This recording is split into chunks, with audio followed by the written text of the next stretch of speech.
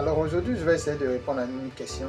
Quelqu'un m'a demandé une fois pourquoi est-ce que j'accorde plus d'importance aux indices qu'aux devises. Donc déjà, il faut savoir que les indices sont beaucoup plus fiables que les devises pour la simple raison que, je prends un exemple, quand vous prenez l'euro-dollar, ça représente juste la puissance de l'euro comparée au dollar. Par contre, quand vous allez voir l'indice du dollar représente la puissance du dollar par rapport à toutes les autres devises que vous pouvez citer.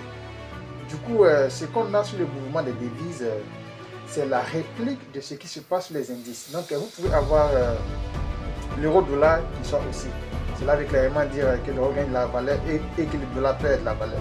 Et aller sur les indices du dollar, il voit que l'indice du dollar il est stable ou qu'il ne descend pas.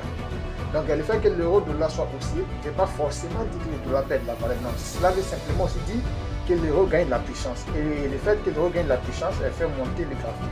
Par contre, si vous voyez l'indice du dollar qui est en train de chuter, cela veut dire que le dollar perd de la valeur comparé à toutes les autres devises. Donc, si vous allez sur maintenant les devises, que vous allez voir que ce soit l'USD 4, l'USD franc suisse, les yens USD, que ce soit même l'euro USD ou les GBP USD, vous allez voir qu'effectivement là-bas, le dollar aussi va baisser. Donc, ce qui se passe sur les indices est plus puissant que ce qu'on a sur les devises. Raison pour laquelle, quand vous commencez à trois, personnellement, quand je commence, j'analyse d'abord les indices.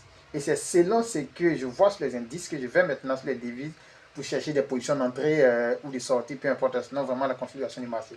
Donc, encore une fois, la devise ne sert qu'à représenter la puissance ou la capacité respective des deux paires uniquement.